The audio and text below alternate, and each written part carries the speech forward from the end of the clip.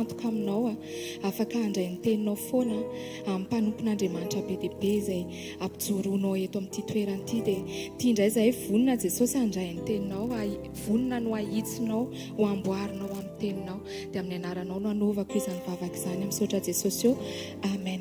Misy ten'Andriamanitra ao amin'ny Romanina toko 12 ny andininy 2 sy ny 7 izay mivaky toy izao amin'ny anaran'i Jesosy ary aza manaraka ny fanaon'izao tontolo izao fa miova amin'ny fanavaozana ny saina hamantaranareo ny sitrapon'Andriamanitra fa izay tsara sady ankasitrahana ny marina fa noho ny fahasoavana nomena dia izao no lazaiko amin'ny olona rehetra izay eo aminareo aza mihevitra mihoatra noho izay tokony heverina fa mihevera izay onony araka ny ohatra ny finoana izay nozarain'Andriamanitra ho anareo avy amen. Raha tsy manavao ny fanoloran-tenantsika eo anatrehan'Andriamanitra tsika tsy afaka ny hamantatra ny tena sitrapon'Andriamanitra andaontsika androany hivavaka hanavao ny fanoloran-tenantsika tsirairay avy indray mba hirehitra foantsika amin'ny fotoana rehetra satria ny zavatra iainantsika isan'andro tsy mipermettra antsika hoe ho tafajoro foantsika fa rehefa hoe angataka amin'Andriamanitra tsika hoe avaozy indray ny ao anatinay entona amin'ny sitraponao indray zahay dia izy manampy antsika izy manome hery antsika amin'ny fotoana rehetra dia eo amin'ny andininy 7 koa izy hoe fa noho ny fahasoavana nomena ozy izy dia izao lazaiko amin'ny olona rehetra izay eo aminareo aza mihevitra ozy izy mihoatra noho izay tokony ho heverina fa mihevery izay onony araka ny ohatra ny finoana izay nozarain'Andriamanitra ho anareo avy. Izany hoe tsika zany andao tsika tena hivavaka mba tena hoe hihevitra n'izay efa nomen'Andriamanitra tsika fa tsy hanao mihoatra izay nomen'Andriamanitra tsy tsika indray no andeha mialoha an'Andriamanitra fa tena hoe alala onona ny amin'izay omen'Andriamanitra tsika dia angataka amin'ny fanamasina foana mba hoe hitoetra ao amin'ny sitrapony foana n'aiza ilay atsika ninona ataontsika amin'ny fotoana rehetra izay iainantsika dia andaontsika hivavaka mba tena hoe hanavao ny fahaloran-tenantsika tsirairay avy indray tsika androany dia asandrato ny vavaka ao ary ray masina tsara indrindra ray amin'ny anaran'i Jesosy tia indray zahay Jesosy androany manavao ny fahaloran-tenanay eto anatrehanao Jesosy io tsy afaka ny havitan'izay sitraponao zahay Andriamanitra raha vao tsy manavao ny ao anatinay raha vao tsy manavao ny ao anatin'ny sainay raha vao tsy manavao Jesosy io ny fandrosoanay lalina ao aminao tena mangetahetanao zahay Jesosy mba tena hoe ho avaozinao mihoatra foana Jesosy isan'andro mba hahafahanay mandeha araka ny lalanao araka an'izay efa nosoritinao anay Andriamanitra aoka Jesosy tena hoe hiavao foana araka ny famindramponao Jesosy ny ao anatinay tsirairay avy dia izany koa Andriamanitra ny angatahanay androany hoe aoka izay Jesosy tena hay ankasitraka an'izay omenao foana alala onona Jesosy tsy hanao mihoatra Andriamanitra izay zavatra omenao anay ny amin'ny zavatra izay hampanaovinao anay raha manompo izay Andriamanitra dia aoka izay tena direktiva avy aminao ihany Andriamanitra no ataonay fa tsy hanao mihoatra zahay Jesosy eo milanao izay tsy ho vitanay zany Andriamanitra fa mila ny tana maherinao izay Jesosy eo hitantana anay amin'ny fotoana rehetra hanampy anay Jesosy hafahanay Andriamanitra ho tafajoro foana hafahanay miambina araka ny teny mpanomponao teo Jesosy tena hoe aoka izay Jesosy hiambina amin'ny fotoana rehetra Jesosy tena hoe ny androso lalina mihoatra ao aminao Jesosy ny etaponay ny fanirianay Jesosy dia tena hoe androso mba ho fiaira aminay ianao Jesosy hoe izany tokoa ny zanakao misy andrato ianao anatinay tsirairay avy dia amboary ny fonay ahitsio ny lalanay raha mbola misy mivilambilana Jesosy raha mbola misy izay tsy araka ny sitraponao Andriamanitra ahitsio zahay Jesosy amboary sasao diovy amin'ilay rahanao soa Andriamanitra izay nalatsaka teo ambony hazo fijaliana fa tena hoe te hadio zahay Jesosy te haneo anao zahay amin'ny fotoana rehetra izay iainanay izay mbola omenao anay Andriamanitra dia amin'ny anaranao Jesosy no hanaovanay izany vavaka izany ary mino izay Andriamanitra fa ho tanterahanao izany amin'ny anaran'i Jesosy no hanaovanay izany vavaka izany misaotra Jesosy amen. Ataontsika ite-tanana ho an'i Jesosy andraisantsika amin'ny mpanompon'Andriamanitra manaraka.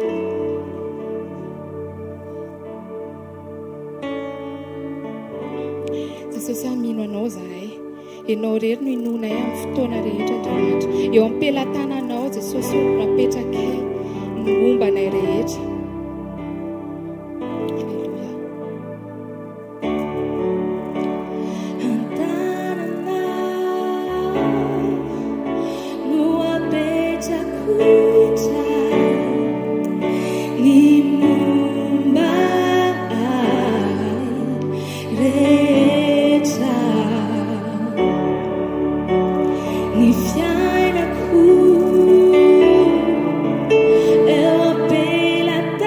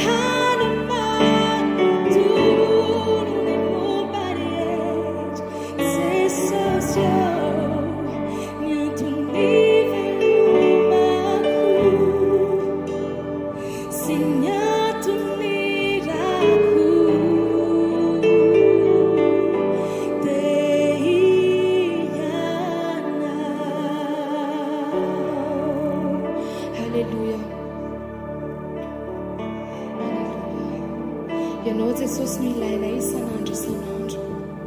Tsy misy ankoatranao Jesosy, tsy misy ankoatranao no ilainay Andriamanitra amin'ny fotoana rehetra. Ianao no ilainay Jesosy. Ianao irery ihany Jesosy no ilainay.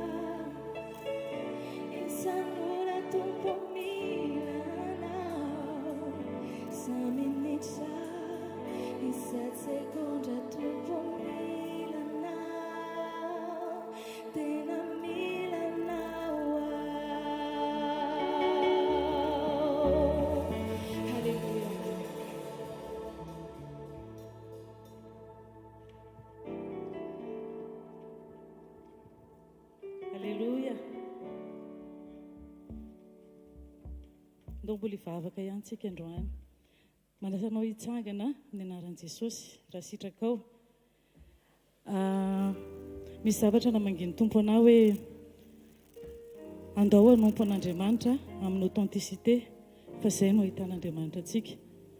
Manompo an'Andriamanitra amin'ny fahatsorana, amin'ny fahadiovam-po tanteraka, tsisy intérêt. Tena ao anatin'ny izao vavaka fifadikanina izao dia tena Andriamanitra te ahitantsika miova. Mifontsika ny terrain tian'Andriamanitra ampiasaina. Tahaka ny nahitany fony, tahaka ny nampiasany amin'ny Petera, tena nahita ny fony Petera Jesosy, dia izay na tonga azy mifidy amin'ny Petera manokana. Dia androany dia mba te hanaitra antsika ny tompo androany amin'ny alalan'ny famanginy ny mpanompony hoe mila manompo an'Andriamanitra amin'ny authenticité tsika. Dia misy tenin'Andriamanitra ao amin'ny Jaona 7:20 andininy 1:20 hozy ny tenin'Andriamanitra amin'ny anaran'i Jesosy hoe mba ho iray ihany izy rehetra, tahaka anao ray ato amiko ary izao koa ao aminao, mba ho ao amintsika koa izy, mba hinono izao tontolo izao fa ianao nanirakay. Amen. Amen. Tsy tanterakantsika io irak'Andriamanitra io raha tsy hananantsika izay base izay. Hoy izy Andriamanitra hoe mba ho iray ihany izy rehetra. Nanirak'Andriamanitra hoe tsika no fitaovana après ny fiangonana rehetra. Dia andao rehetra tsika tena hoe iverina amin'ilay tena fitiavana voalohany. Tena misy zavatra takian'Andriamanitra amintsika rehetrarehetra. Dia ny ahafantaran'Andriamanitra hoe zanany sika, ny marika hamantaran'i Jesosy fampianantsika dia tsika mifankatia. Andao tsika hanao dingana voalohany. Mety hoe misy olona ny anankiray sarotra be aminao mamela azy, mety mpiara-manompo ilay izy, mety any amin'ny fiangonana rahavavy ilay izy, fa ny tenin'Andriamanitra eto dia maniraka hoe mila ozy izy hoe ataontsika izany ny après ny fiangonana rehetrarehetra dia atomboy aminao ilay izy. Ndao tsika hivavaka androany manan-javatra ianao, misy zavatra any aminao any izay tena hoe nananan'Andriamanitra fatokisana anao hatramin'izay mahatonga anao mbola voatahiry hatramin'izao. Tenin'Andriamanitra miteny eto hoe mba ho iray izy rehetra tahaka anao ray ato amiko ary izao koa ao aminao. Raha tena sûr ianao fa misy Andriamanitra ao anatinao dia mino fa tsy tokony misy zavatra ahasakana anao anao an'izay. Manasa anao hivavaka, ataovy tolombavaka izay ataovy etaeta ao anatinao hoe mba tena ho izaho tokoa no ampiasan'Andriamanitra amin'izany iraka izany. Raha eo amin'ny anaran'i Jesosy misaotra sy mankasitraka anao izay ny amin'ny famanginao indray androany. Jesosy ataovy tena tanterakay izany iraka ao izany. Jesosy ny teninao miteny hoe mba ho iray ihany izy rehetra. Jesosy raha ny herinay sy ny eritreritray fotsiny Jesosy dia tsy vitanay izany. Aoka ny fiombonanay aminao Jesosy ahatonga ny tsirairay avy tena ho resy lahatra, ampandevitra ny ambopo, ampandevitra ny mety hoe grady eo amin'ny mpiara-monina, mety hoe menatra izay tsirairay avy, mety misy antony manokana, mety hoe zoky tsy te hanantona satria zandry le olona tokony hanatonana. Vangio fanay masina, vangio fanaynao masina Jesosy ny tsirairay avy mba tena hanantona, mba tena izy fiovana ho amin'ny tsirairay avy izao fifadikanina izao. Ampio ny tsirairay avy ay andiny tena fa misy zavatra tokony ho reglena any amin'ny tsirairay avy ihany. Esory aminay Jesosy mifodiana fanina fa tena hoe raha tena mila fiovana tokoa izay Jesosy dia vitanay izany. Jesosy mangetaheta izay Jesosy vangio izay tsirairay avy andresany izany ambopo kely ao anatinay izany. Fa na ny devoly ara Jesosy dia mahay miombopo, mahay rehefa anao zavatra ratsy, rehefa andringana ka maika Jesosy ny zanakao. Ampio izay Jesosy mba ho iray ihany ao anaty valanao. Jesosy nizaniza ireo fiangonana mety mbola mifanipaka, ianao Jesosy hamangy, ianao koa Jesosy hamangy anay androany mba hatsiaro ambavaka an'ireny olona tsirairay avy izay efa tato ambalanao dia niverina. Jesosy ianao hitona an'ireny amin'ny anaran'i Jesosy. Amen. Mahazo toerana tompoko.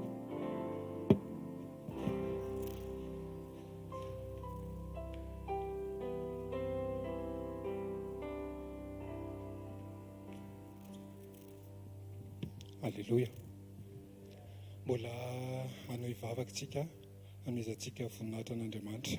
Fotoana anankiray lehibe ty iombonantsika amin'izao fotoana vavaka sy fifadikanana mino fa tsika tsiraray avy efa nametraka ny androntsika tsiraray avy na niala tany an-trano teo am-pelantanan'ny tompo.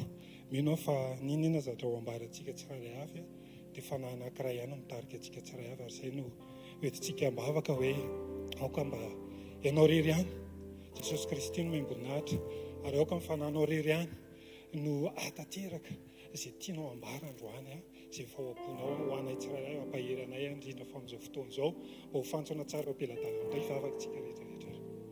Misaotra anao izay raha eo makasitraka noho ny amin'ny fitiavanao, makasitraka ny mbola fahafahanay Jesosy misitraka n'ity andro androany ity, andro anankiray tsy manam-paharoa ary andro anankiray ihany koa mbola hiazonanao anay hitarihanao anay mandrakariva ninona zavatra mety ho kasanay sy ho ataonay androany amin'izao andro fotoana ary araka ny iarana miombona eto dia fotoana anankiray vavaka sy fifadikanana dia tena hoe fotoana anankiray ahafahanay ho sensible ny aminay ray manontolo mba ahafahanay mitoetra amin'ny sitraponao ka aoka ninona zavatra fifampizarana teo dia ho tafatoetra ao am-ponay ary izay mbola ambara ny mpanompon'Andriamanitra rehetra izay mbola fanaraka eo dia ho tafatoetra ampiorina anay mandrakariva dia anao ny dera anao ny voninahitra mandrakizay alleluia amen alleluia amen.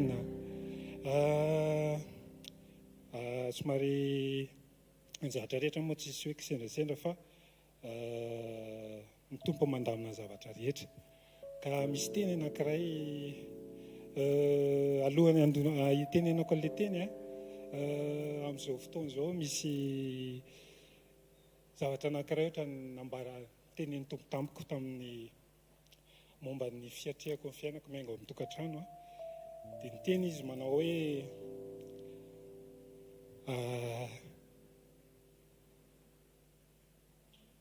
raha te hifankahita amiko ianao izy dia vonao ny sitraponao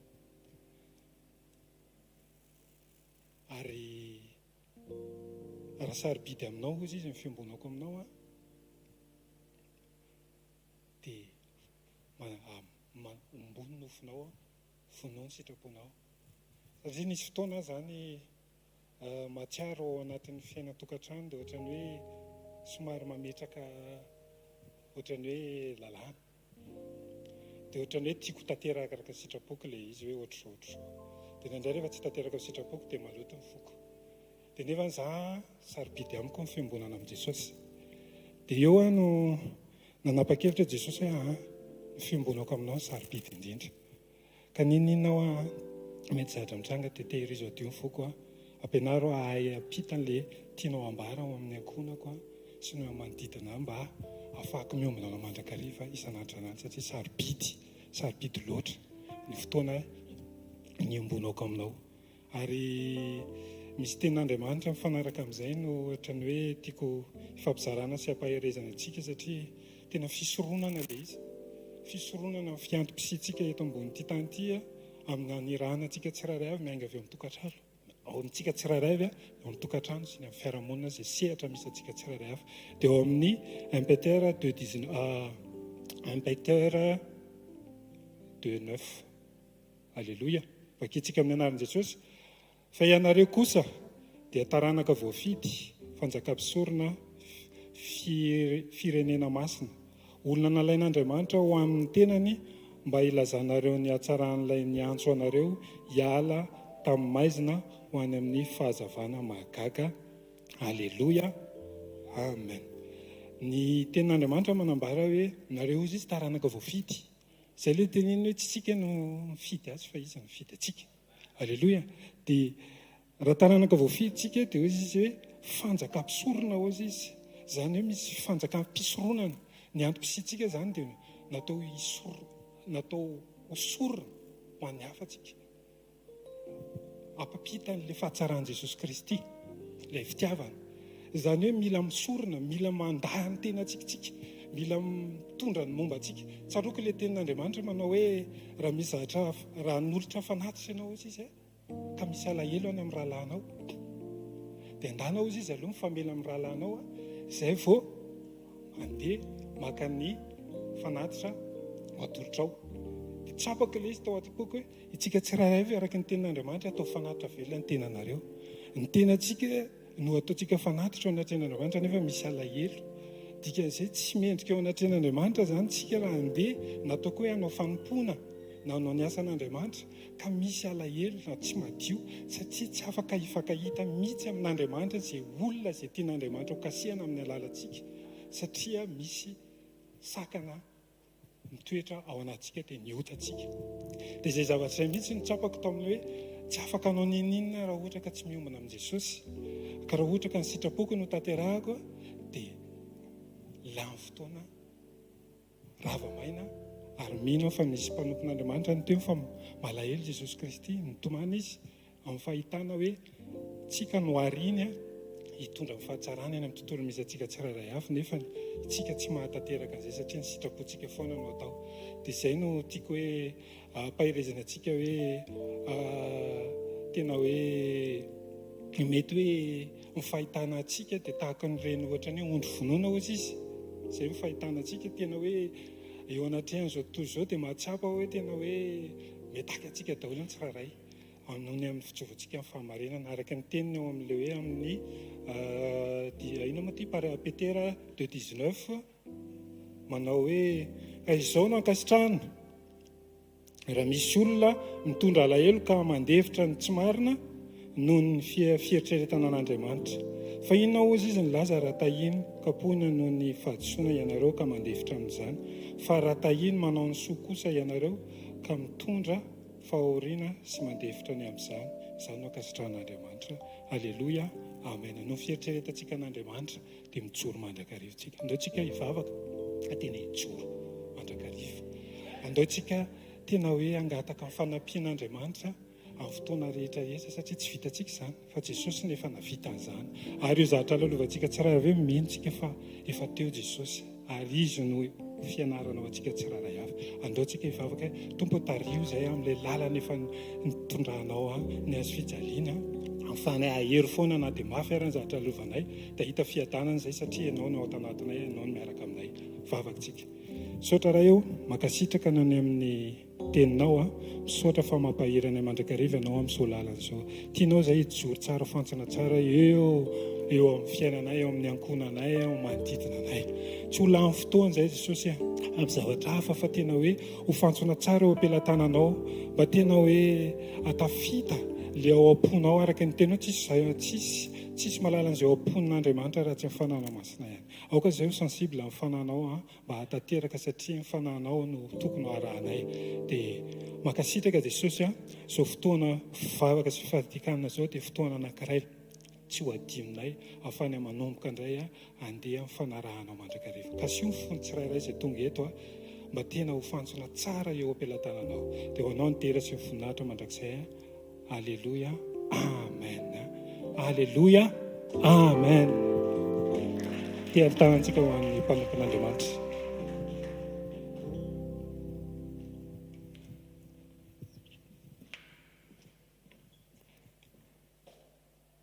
Miarabantsika rehetra amin'ny anaran'i Jesosy tenin'Andriamanitra vakintsika hozaraiko amintsika amin'izao fotoana izao amin'ny Isaia 1:5.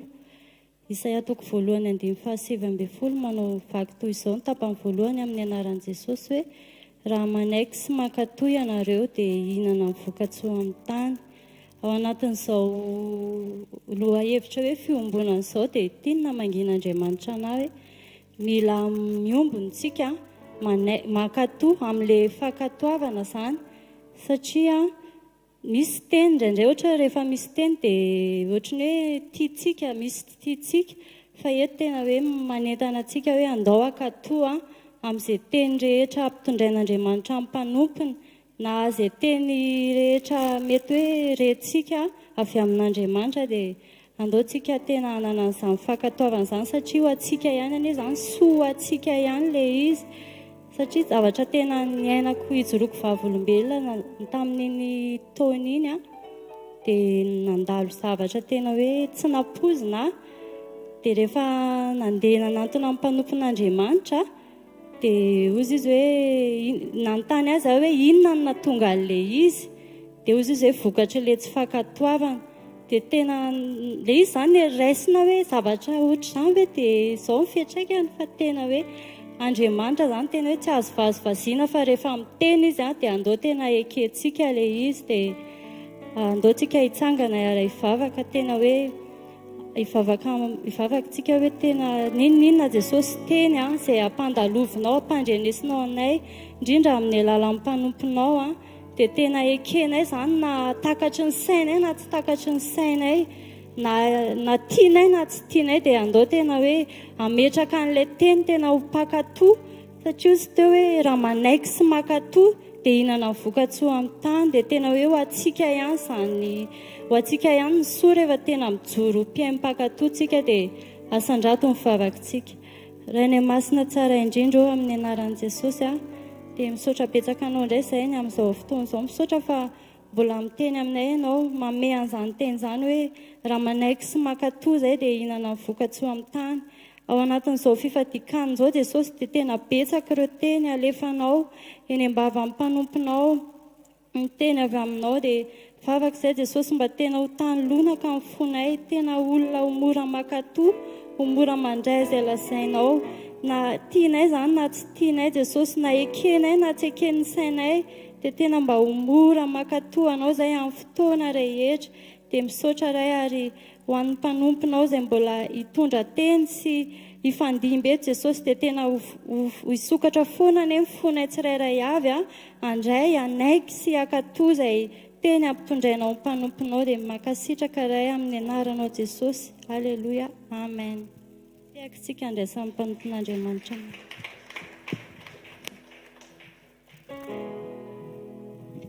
Ataontsika raha iaraka amin'ny voninahitra an'Andriamanitra. Betsaka ny zavatra efa nataon'i Jesosy teo amin'ny fiainantsika izay tsy takatry ny saina. Indraindray adinodinontsika ireny fa tena marina, mila maka fotoana kely anankiray tsika ahafahantsika mandinika ny zavatra efa nataon'i Jesosy rehetra, ary amin'ny fotoana ampahatseva amin'ny fanamasina anao ny zavatra efa nataony, meo voninahitra ny tomponao, satria izany no antom-pisitsika tsirairay avy. Amen. Ataontsika ity hoe rehefa misaina ny fitiavan'i Jesosy tondroe mihitsiny sy zaretra nataony tamiko dia hiantso aho Alleluia, isaorako azy ny averitsika ny fitiavany.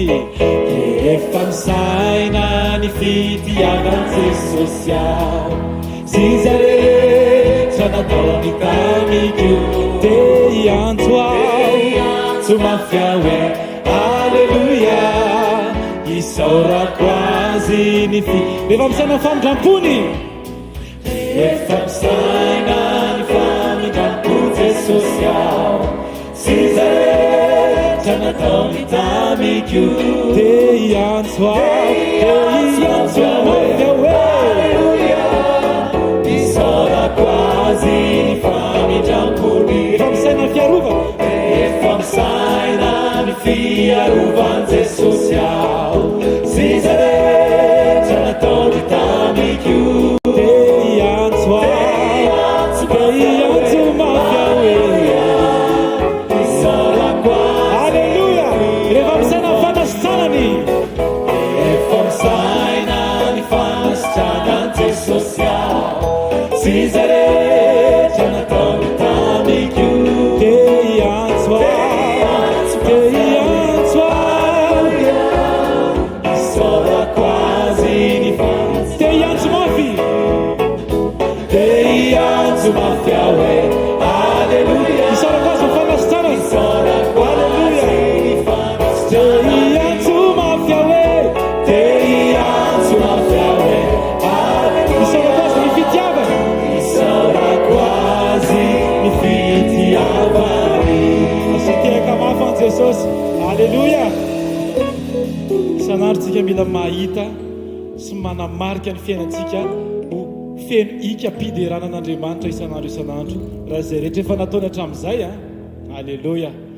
tsy tokony isy teny ivoaka amin'ny vavanao koatrany hoe alleloia satria izy ny efatrizay hatr'izay ndao ataontsika ity hoe masina masina ianao tompo ilay raitsito satria mendrika ianao mendrika ny fiderana ianao aza velan'ny fahafantaranao ny hirana tonga anao hiteny hoe masin'Andriamanitra fa aoka ny fahafantaranao an'Andriamanitra amin'ny mahatonga anao miteny hoe masin'Andriamanitra tsy tokony atosiky ny tononkira ny fitiavanao fa ny fitiavanao no lasa vetsoana ankira alleloia dia araka ilay teny teo tokony iray nefa ny tononkiratsika tsy mety raha hoe samy manao ny tononkiratsika fa miaraka anatina rindran-damy manankirantsika miaraka amin'ny teny hoe mendrika ianao mendrika ianao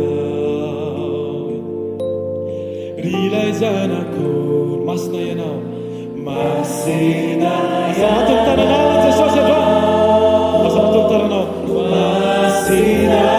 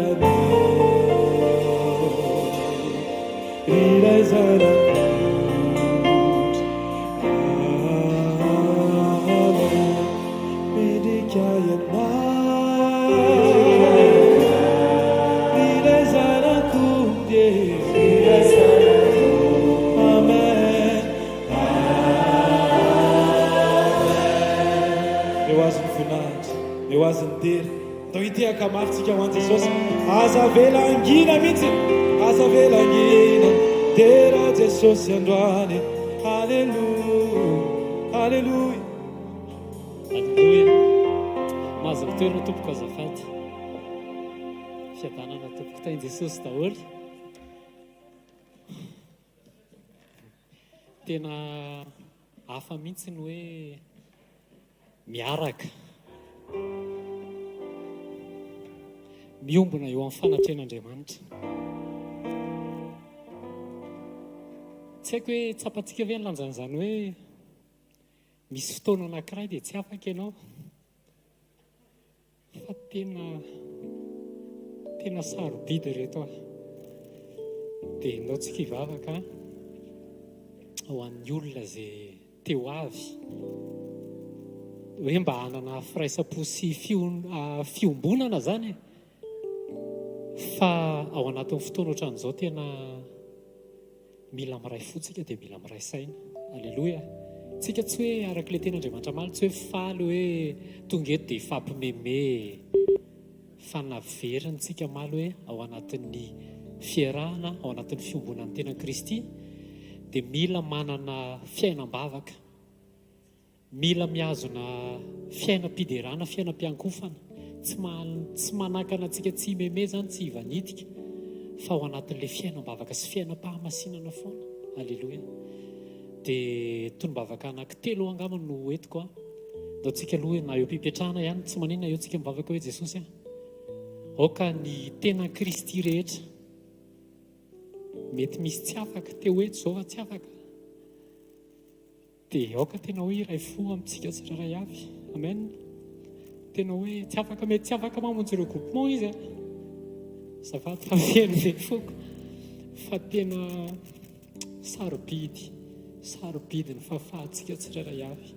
Dia mampirisika antsika rehefa afaka tonga dia tongava fa najiolara teo amin'ny hazo fijaliana nitodika na tsapa fahatenan'i Jesosy hoe tonga saina izay le ten'Andriamanitra tao anatin'ny Kolo TV tamin'ny maraina hoe conscience, tonga saina rahampitaona hoe eto Jesosy, misy zavatra afaka miova satria eto Jesosy.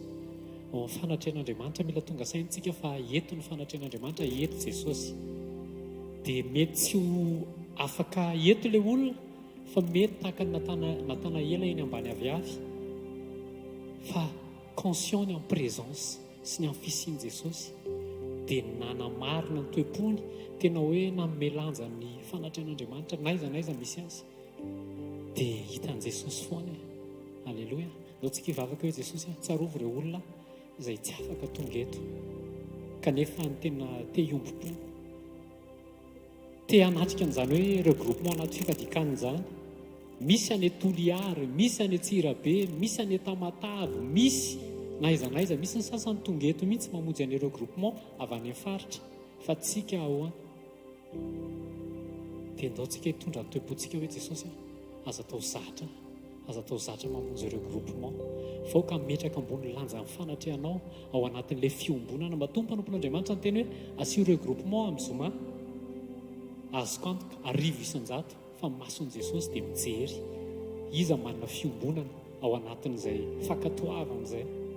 Dia ndao tsika hivavaka ho an'ireo olona izay tsy afaka rehetrarehetra kanefa te hiombona amin'izany ireo groupement izany, dia avereny koa ny fifantohanao mba tena hoe hiombona amin'izay direktiva rehetrarehetra izay apetraka Andriamanitra eny ambavana mpanompony fa ao anatin'izany dia mijery antsika Jesosy. Alleloia. Ndao tsika hivavaka Jesosy. Eto Jesosy dia mahatsiaro ambavaka izay ny amin'ireo olona rehetra Jesosy izay te hamonjy ireo groupement kanefa tsy afaka noho ny amin'ny antony maro samihafa. Ianao Jesosy afaka mamanginy rehetrarehetra, afaka mibitsika any am-pony tsirairay avy amin'ny alalan'ny fananao masina izay teny zaraina eto, dia afaka manginao an'ireny olona tsirairay avy ireny. Aoka izay Jesosy tsy ho ampahazarana ny atongavana eto fa tenao tonga saina ny amin'ny lanjana izany atao hoe fiombonana takinao amin'ny mandrafitra ny tenanao izany Jesosy. Misaotra Jesosy ny amin'ny masonao izay tsy miala eto aminay fa mijery anay mandrakariva. Mankasitraka Jesosy fa tia anay loatra ianao. Misaotra Jesosy ny amin'ireo teny rehetra izay nalefanao amerina anay ao anatin'izany fiombonana ny amin'ny tenan'i Kristy izany. Misaotra Jesosy. Amen. Amen. Vavaka faharoa.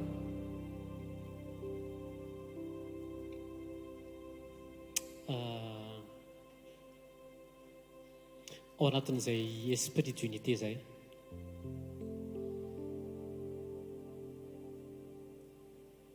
mba eo ampototry ny fiandrasana ny fiverenan'i Jesosy tampoka tsika.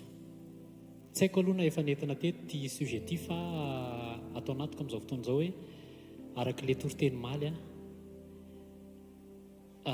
firaisan-tsaina sy ny fiombonan'i Jesosy Kristy ho amin'ny filazantsara marina mba tena ho velona ao anatin'ny fiangonana tsirairay avy,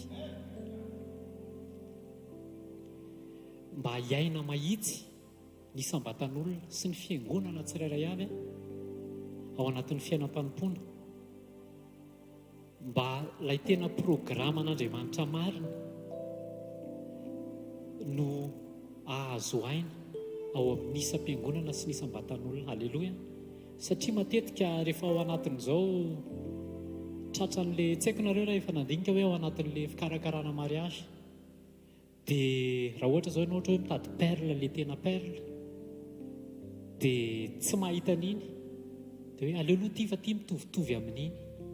Nefa izay zavatra izay eo amin'ny olombelona mety, fa eo amin'ny fiarahana amin'Andriamanitra le tena ao am-pon'Andriamanitra ihany no mahafa-po an'Andriamanitra, fa tsy le mety hoe amboarimboarina eo amin'ny fiarahantsika amin'ny olombelona na eo imason'ny olona. Dia andaontsika hivavaka mba tena anana an'izay esprit d'unité, le tena mety amin'Andriamanitra, dia le tena ao am-pon'Andriamanitra mihitsy no tanteraka ao anatin'ny fiangonana tsirairay avy. Rehefa miteny fiangonana tsy hoe HVKL, Jesosy mamonjy sy ny sisa, fa tsika tsirairay avy ireo natao hoe fiangonana.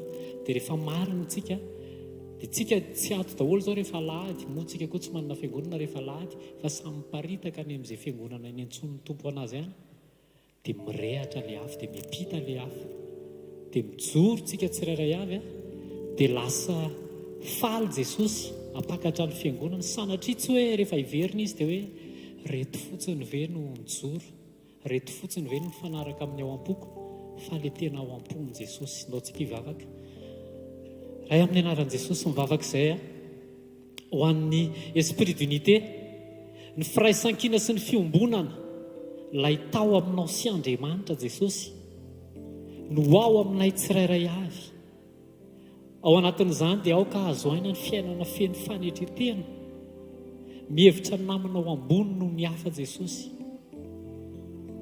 Tena hoe feno fanetretena Jesosy dia aoka ilay tena fahamarinana avy any aminao no tonga fiainanay tsirairay avy. Tsy hoe hanamboboatra fiainana so dia matahotra ho voatenin'ny olona, fa ianao ilay tena fiainana no hita taratra eto amin'ny fiainanay tsirairay avy, satria eo masonao na mety na tsy mety Jesosy aoka izay ho marina hatramin'ny antsipriany eto amin'ny fiainanay. Sanatria Jesosy tsy hoe manompo dia rehefa tonga ny fotoana farany dia tsy araka le nitadavinao akory nataonay, fa mba tena fiainana marina Jesosy. Aoka hoe ianao no velona ty anatinay. Mankasitraka Jesosy fa tahaka ilay tovavy mikasika anao narary nandritra ny 12 taona dia tonga saina izy fa rehefa eo amin'ny fanatrehanao dia possible, rehefa mifanaraka amin'ny etaetanao ny zavatra angatahany. Dia androany izay Jesosy mangataka mba tena ilay fiombonana tao aminao sy Andriamanitra no iainako marina isan'andro eo amin'ny mpiara-manompo sy eo aminao sy Andriamanitra, mba ho marina amin'izany unité zany Jesosy. Iaina fiainam-pahamasinana, iaina fiainam-pahamarinana, iainana fiainana feno fahitsiana amin'ny lafiny rehetra Jesosy. Ary hitondran'izany fahitsianao sy fahamarinana zany ao anaty fanetretena isan'andro. Tahiony tsirairay avy Jesosy mba iainan'izany amin'ny anaran'i Jesosy. Amen. Tapitra angamba ny anjarako ndaontsika hitehaka andraisantsika mpanompon'Andriamanitra manaraka. Ndao hitehaka mafon'i Jesosy tsika.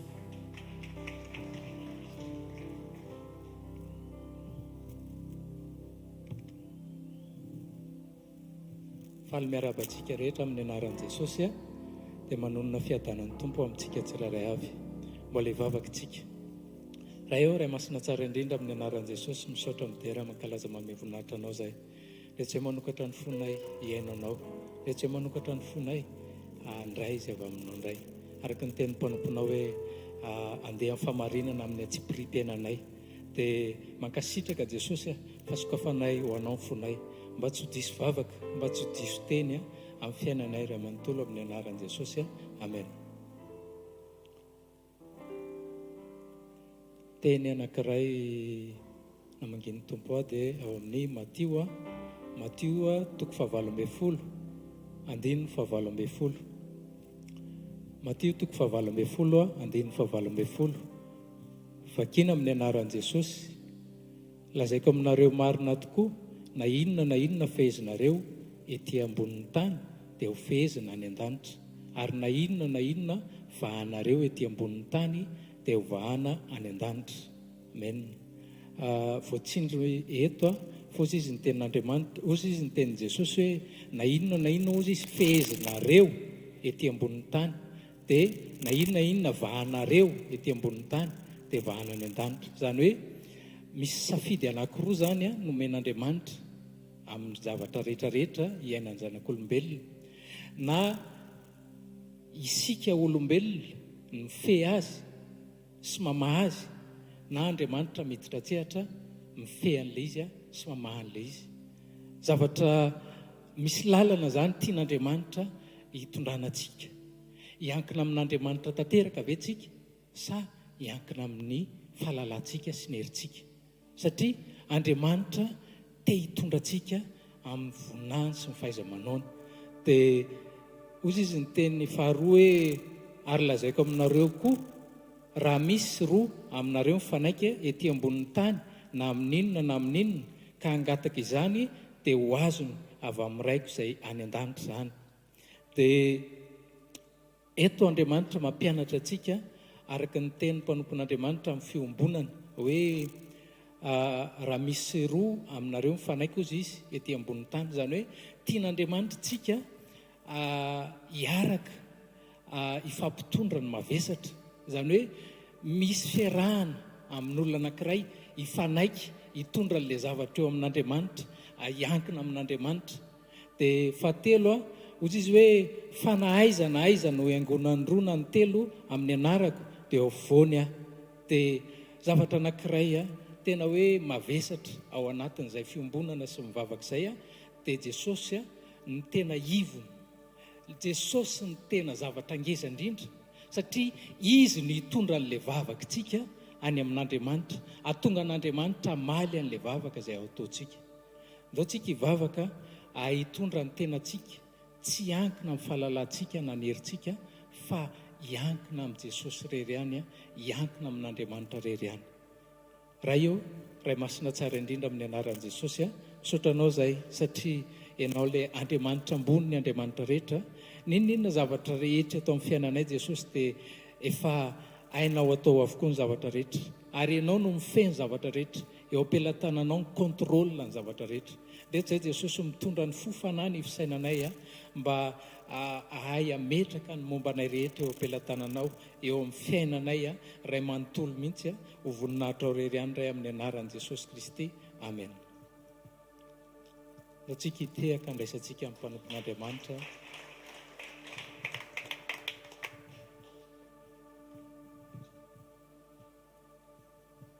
Tain'Andriamanitra daholo tompoko. Ndao tsika maka ny tenin'Andriamanitra ao amin'ny bokin'ny Jaona toko 10:10 andiny 10 ka hatramin'ny 12. Ovakitsika amin'ny anaran'i Jesosy. Raha mitandrina ny didiko ianareo dia hitoetra amin'ny fitiavako, tahaka ny tandremako ny didin'ny raiko sy hitoerako amin'ny fitiavany. Izany zavatra izany dia efa nolazaiko taminareo mba ho ao aminareo ny fifaliako, ka ho tanteraka ny fifalianareo. Izao ny didiko dia mba hifankatsiavanareo tahaka ny tiavako anareo. Amen. Didy vaovao izy Jesosy nomeko anareo dia hitoeranareo amin'ny fitiavako. Fitiavako izy fa tsy fitiavantsika. Ino moa mahasamy hafa hoe fitiavako sy fitiavantsika? Zavatra nataon'i Jesosy teto ambonin'ny tany dia ohatran'ny hoe mibase amin'ny resaka fitiavana daholo, satria araka ny ten'Andriamanitra hoe fa toy izao ny tiavana izao tontolo izao dia nomeny ny zanany tokana. Ny fitiavan'Andriamanitra vao nandrain'i Jesosy tsika dia efa ao anatintsika io fitiavana io. Io ilay atao hoe fitiavana agape. Dia io fitiavana io nefa araka ny tenin'ny papa teo hoe efa ao ilay izy, fa tsisy hoe afindra makare, efa ao aminao ilay izy, efa ao anatintsika ilay izy.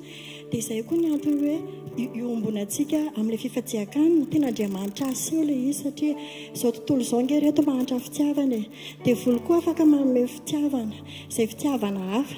Dia ohatr'izay izao ilay ohatra natao papa teo hoe ilay mpanompon'Andriamanitra sy ilay ankizy. Fitiavana nge ny atombohany fa nivadika zavatra hafa ilay izy.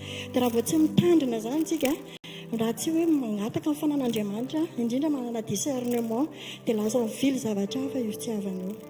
Mba tsy araka ny mpanompon'Andriamanitra tsy afaka hiaraka aloha raha tsy mifanaiky.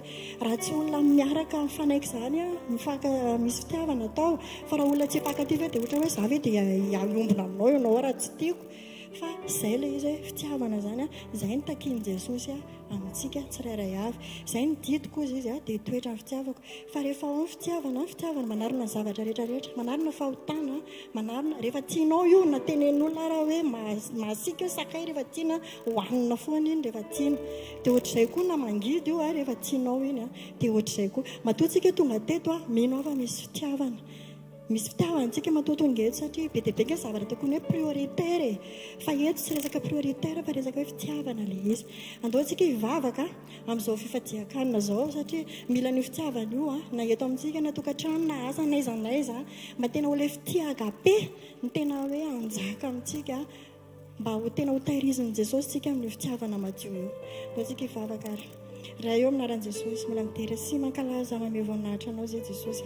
Misaotra ny amin'ny teny izay ampitondranao mpanomponao isan'andro, mandondona ny fonay ianao, mandondona ny sainay izay sainao ianao isan'andro Jesosy. Io fonina atao anatrehanao raha tsy fitaterahana indrindra ny fitiavana. Raha indray izahay tia, raha indray izahay tsy tia Jesosy nefa ianao tsy mandefa zavatra eo alohanay raha tsy zavatra zakanay. Matoa mandefa indray ianao dia tianao izahay hamoaka an'ilay fitiavana, izay fitiavana agape ao anatinao. Misaotra ny amin'ny tombontsoam-pahasoavana koa Jesosy izay dia tsy mendrika mpanatena na tondra sujet de prière eto amin'ny toerana ity. Mankasitraka Jesosy membonahitra mandrakizay anaranao amen.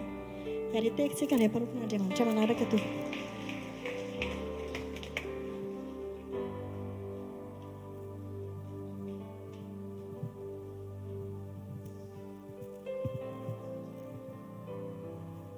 Alleluia.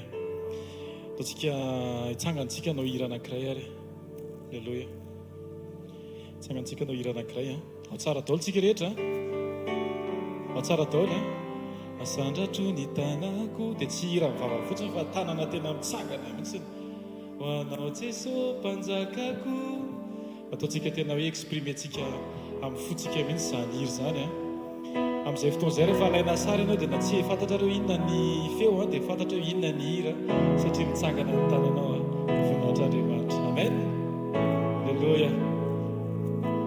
Jesosy matoa izay nomenao tanan'Andriamanitra, tsy hoe tanana anaovana asa mba hampandrosoana ny fiainanay ety an-tany, fa nomenao tanan'izay Jesosy ahafahanay miaraka amin'ny finiavana manangana izany dia miteny hoe Jesosy vonina indray Andriamanitra, miaraka aminao, hiray aminao Andriamanitra, hikambana aminao mba hahafahako Andriamanitra tena maneho anao isan'andro isan'andro.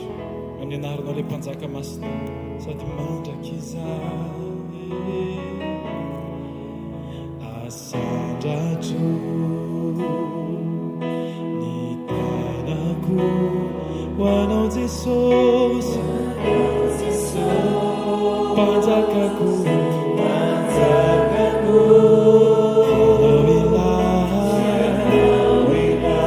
mpanjakany foko, mpanjakany foko. Eferitsika ande asandratro ny tananao ataovy anankiroa mihitsy. Alleluia. Raha misy loatra an'izany dia ataovy. Asandratro ny tanako ho anao Jesosy, mpanjakaka anao, fianao ilay, mpanjakany foko, mpanjakany foko. Raha tsy manana hafa Jesosy, tsy manana ankoatranao.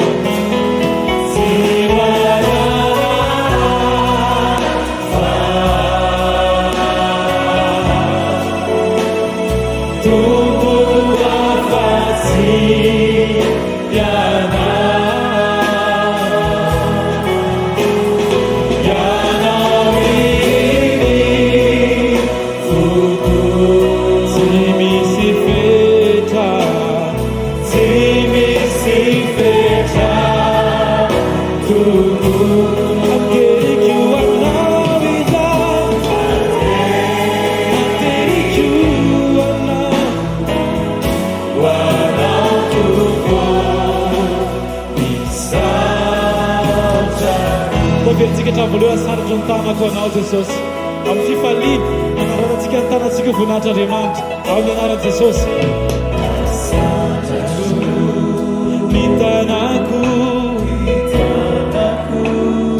ho anao Jesosy mpanjakako ianao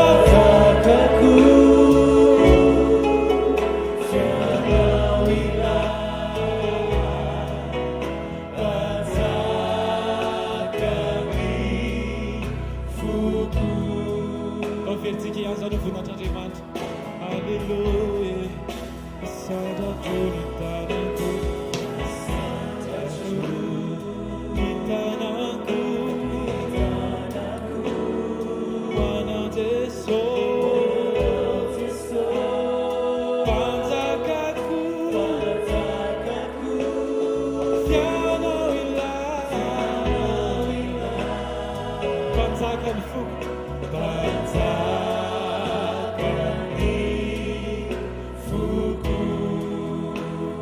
tsy manana hafa Jesosy ankoatranao. Halleluja. Tsy manana hafa tompoko afa-tsy ianao.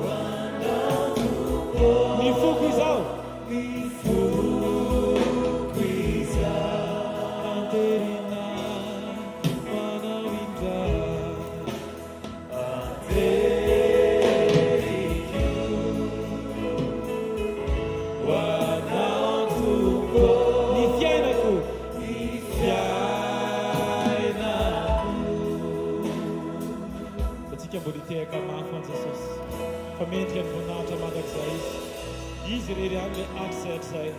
Alleluia ho anao Tompo, Hosana Hosana Hosana mendrika ny fiderana. Alleluia.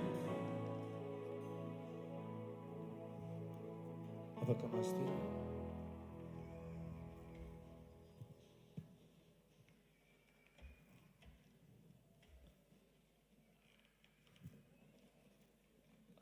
Saotra an'Andriamanitra tsika satria Andriamanitra dia tsara foana. Ninninona fahatotsika, ninninona tsy fatanterahantsika eo amin'ny fotoana izay tombonandro men'Andriamanitra atsika dia meny foana ny teny isan'andro isan'andro ahafahantsika miverina mitodika ao aminy. Amaky tenin'Andriamanitra tsika ato amin'ny 1 Corinthiens 1 Corinthiens 10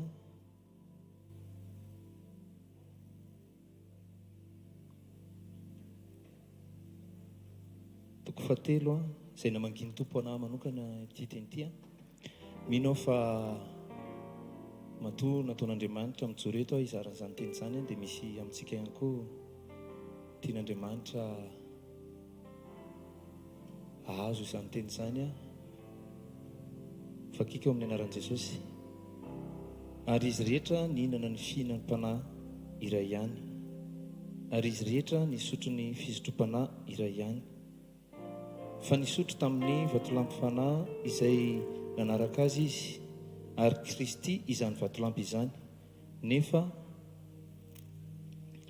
ny ankabeazany dia tsy sitrak'Andriamanitra fa naringa ny tany anevitra.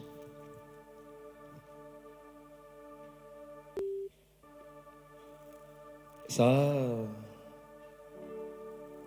nisy fotoana tena hoe rehefa tsika tsy manana mpitiavana an' Jesosy a, rehefa tsy Jesosy ny santara, itsika indraindray tonga eto foana manompo maheno tenin'Andriamanitra, maheno hafatra amin'ny fotoana rehetra, isan'andro tena manginy tompo anaty zavatra ity, satria za tena tsy dia tena nitodika tamin'ny tompo loatra, fa tao ihany ilay fitiavana an' Jesosy fa tsy ampy. Tena mena moa zany le toko 1 Corinthiens le 13 le tao anatiny hoe reto izy ny reto telo reto izy no mitoetra: finoana, fanantenana, fa ny fitiavana no lehibe indrindra.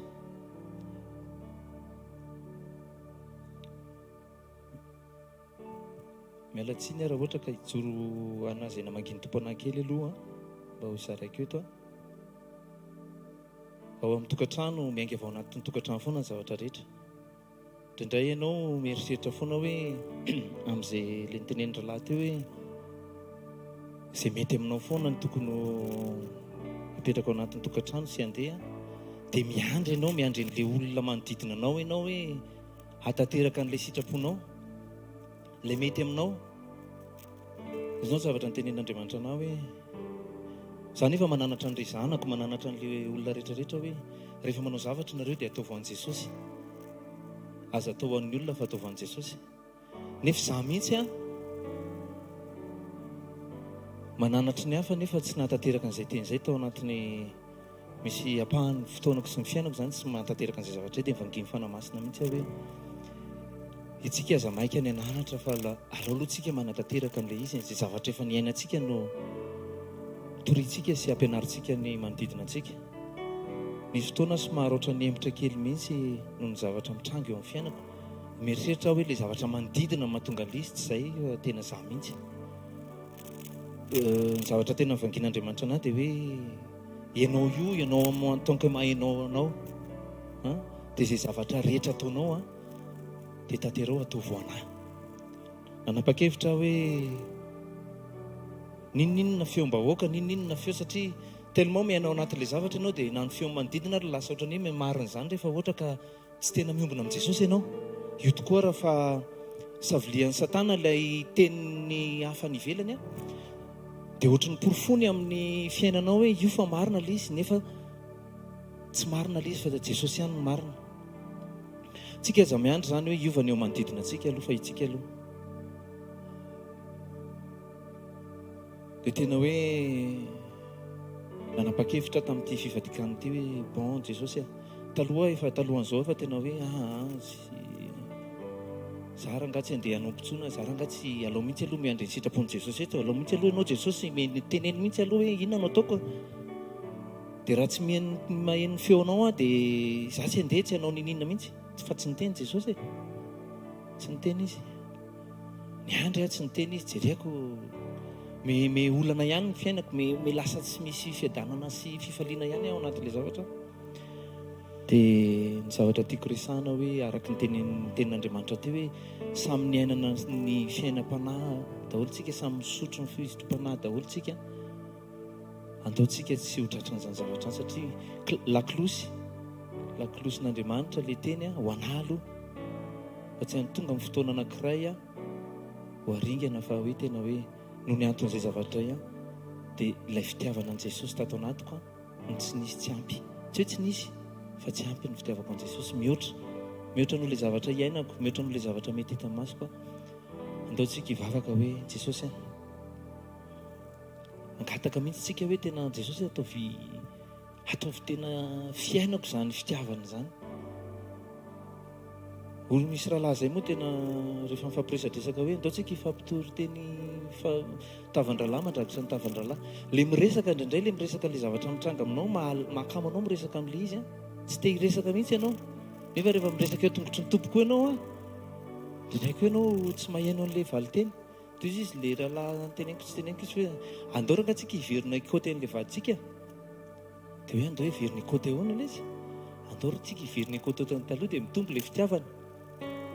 Andao tsika tena any amin'ny restaurant dia oviana zao anao nitondra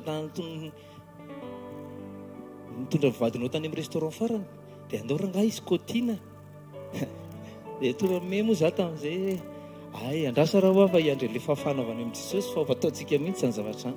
Le zavatra tiako ampitainy eto zany dia zao hoe za mihitsy natsapa hoe za tsy dia ampy fitiavana an' Jesosy, tsy mbola misy zavatry ny tany no manetsika bebe kokoa no le fitiavana an' Jesosy dia mino aho fa tiany Jesosy tsika rehetra anana an'izay tenin'Andriamanitra hoe fitiavana no lehibe indrindra. Efa nytenen'le ranambavy teo moa zany le hoe fitiavana, fa mbola verin' Jesosy ihany hoe le fitiavana an' Jesosy, le tena hoe fitiavan' Jesosy mihitsy aoka hiboboka atao anatintsika, tena hoe mihoatra noho le fitiavana an'ilay olontianao tamin'ny voalohany mbola mifankahitana, mbola mihoatra noho izany le zavatra takian'Andriamanitra amintsika. Dia andao tsika andiny tena amin'izao fivadikana izao hoe mihoatra noho izay tokoa hoe amerina n'ilay fotoana tamin'ny voalohany ho an'izay nanana olontiana tamin'ny voalohany fa mino fa tsy hoe le vady ihany io resahany io fa izay olontianao akaiky anao indrindra. Andao tsika hibanjana dia hijery hoe manaona ny fitiavako n'ity zavatra ity mihoatra noho fitiavako an' Jesosy. Iary hitsangantsika divavaka hoe divavaka tsika samy hivavaka mba anana izay fitiavana hiboboka atao anatintsika izay mba tena fitiavana mandehandehantsika, fitiavana hitondra fitiavana ho an'ny hafa, tena hoe aneho fitiavana ho an'ny manodidina antsika sy amin'izay rehetra aniran'Andriamanitra antsika sy izay mbola antom-piasintsika eto amin'ity tany ity aniran'Andriamanitra antsika dia aneho an'izay fitiavan'i Jesosy izay ato anatintsika. Ray amin'ny anaran'i Jesosy Kristy Tompo velona masina mandrakizay mankasitraka sy misaotra i Jesosy satria tsy avelanao hipetrapetraka fotsiny izay, tsy avelanao hikontente amin'ny fitiavana izay nomenao anay ato anatinay, fa tianao izay Jesosy hoe izay mihitsy matsapa ilay fitiavana miboboka mihoatra noho izay mety zavatra rehetra omenao eto amin'ity tany ity Jesosy fa ianao ilay fitiavana, ianao mihitsy ilay fitiavana mangataka izay Jesosy, mangataka Jesosy mba tena hoe hiaina amin'izany isan'andro, isan'ora, isan-minitra amin'ny fotoana rehetra izay omenao anay, ny tombon'andro rehetra izay omenao anay Jesosy dia aneo an'izany fitiavanao izany izay kolokolo amin'izany fitiavanao ato anatinay izany izay Jesosy satria ny fitiavanao Jesosy araka ny teninao fitiavana no lehibe indrindra. Ianao le lehibe, ianao le lehibe anay, ianao le lehibe ny fiainanay Jesosy, ianao mihitsy le fitiavanay. Tompo atokanay, atolotra tanteraka ho anao ny fonay, ny mombanay rehetra manontolo, ary raha manomboka androany izay Jesosy dia tario tantano fimbino amin'ilay fitiavanao mahery ary oka tsisy asaraka izany fitiavanao zany sy akan'izany toeranao zany ny ato anatinay fa tena hoe ianao ny ibahana, ianao no anjaka, ianao ny toetra, ianao ny hitantana, ianao ny tsy asiana mihitsy toerana na dia kely ara Jesosy afa-tsy ianao rery ihany. Amin'ny anaranao Jesosy nanaovana izany vavaka izany. Afaka mahazo toerantsika.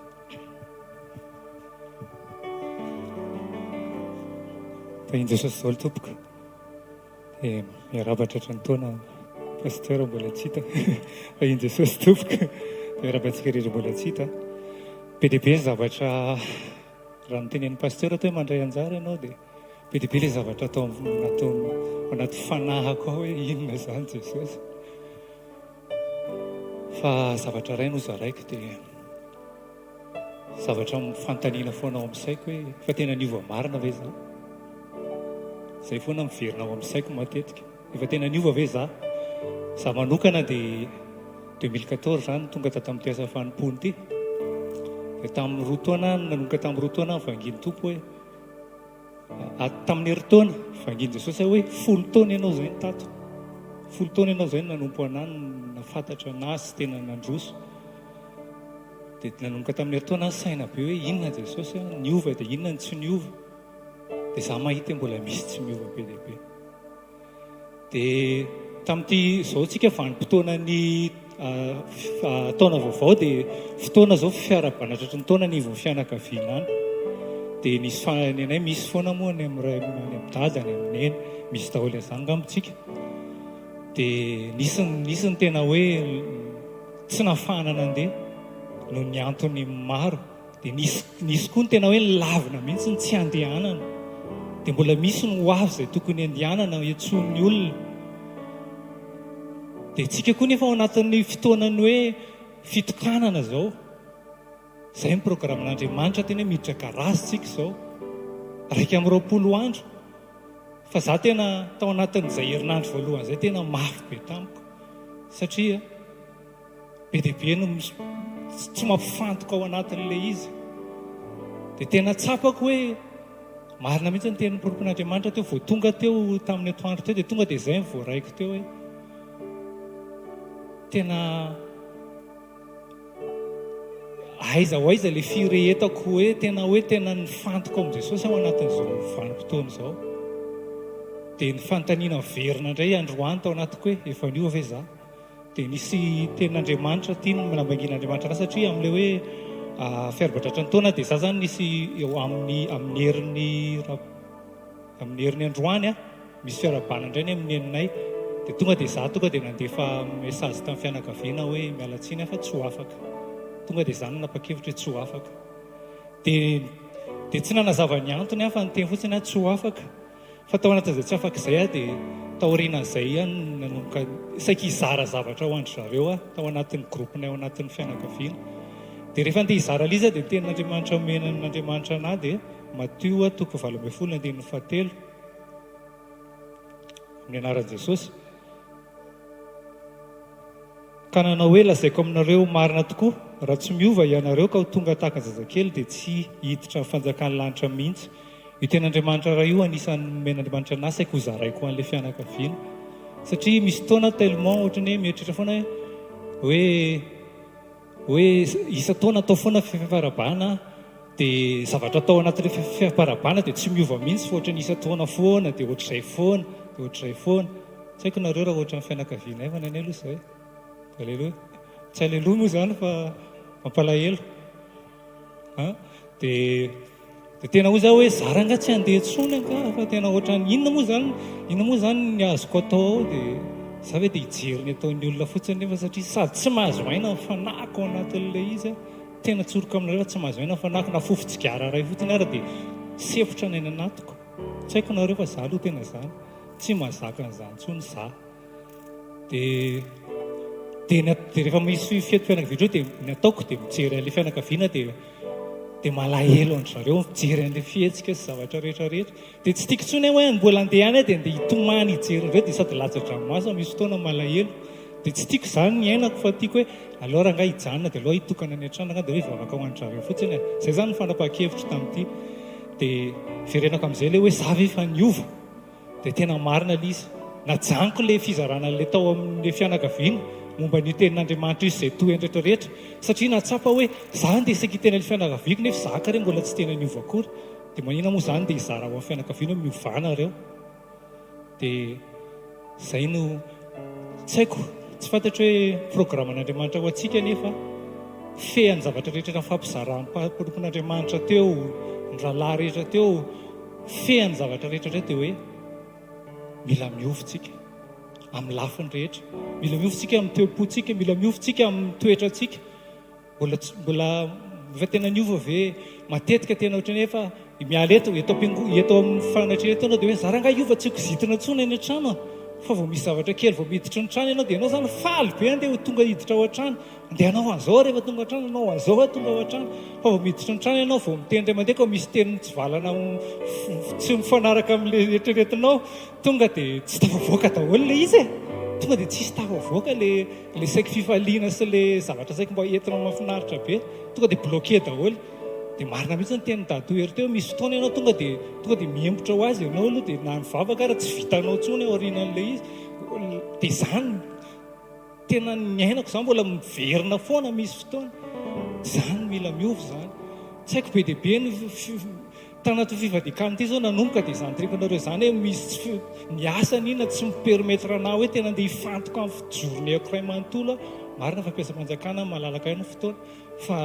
au bureau dia miaraka amin'ny olona sy rehetrarehetra tena tsy menatra miteny an'izany tena fa nefa ianao tsy afaka andeha hiseho amin'ny olona ianao hoe io afa manao an'izao atao ampiasana dia lasanao rehefa lasa tsy maintsy voatery anao rehefa tsisy atao dia tena tsy maintsy mandeha anao mitsoaka aloha dia mandeha mody tonga any an-trano indray ianao efa miomana be hoe andeha hivavaka tonga any an-trano ianao misy zavatra tsy vita be dia be indray ohatrany tsy vita indray koa le fitokana tena tsy mamenatra ny teny an'izany fa satria za te hiova satria fantatra hoe misy tsika rehetra ireo te hiova daholo amen dia andaontsika tena androany napakefitra angataka amin'Andriamanitra ampio izay Andriamanitra mba tena hiova ampio izay mba tena ho tanteraka ny fiovana izay mivavaka angatantsika androany mba tena tanteraka ilay fiovana amin'ilay etaeta rehetrarehetra izay ao anatintsika izay apetraka Andriamanitra ao anatintsika misy etaeta be dia be izay ao anatintsika ao efa apetraka Andriamanitra ilay izy fa tsy mety tafavoaka antsika amin'ny lafatra rehetra amin'ilay fiovana na toetra na toe-po na fomba fanao